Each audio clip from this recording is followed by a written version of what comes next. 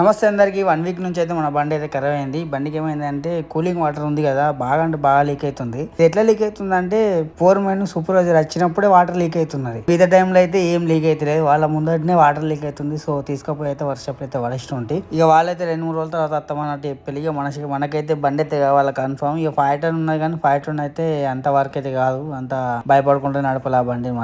మళ్ళీ 7 టన్ కోసం మళ్ళీ ఎడ్ఎఫ్సి దగ్గరికి వచ్చేస్తుంటే కొత్త బండి వచ్చేసింది. ఇదైతే మా సీనియర్ ఆపరేటర్ నడుపుతున్నాడు. నాకైతే ఇక పాత బండి అయితే తీసుకోమన్నాడు. ఈ పాత బండి స్టార్ట్ చేసి మనం చేసే వేరోజ్కి అయితే తీసుకుపోతున్నాం. ఈ బండి ఫస్ట్ మన దగ్గరనే ఉండే, అంటే మనం చేసే వేరోజ్లో ఉండే కానీ ఇక్కడికైతే షిఫ్ట్ అయిన ఉండే. ఏదైనా ఇట్లా ఎమర్జెన్సీలో మాత్రం పక్క ఇదే బండి కోసం అయితే వచ్చి మళ్ళీ తీసుకుపోతాము.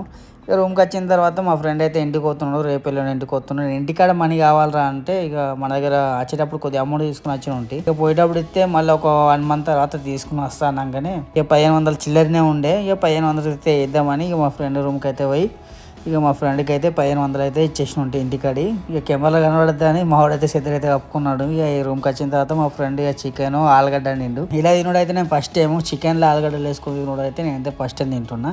ఇది ఈ రోజులో 10 వచ్చింది. This video subscribe.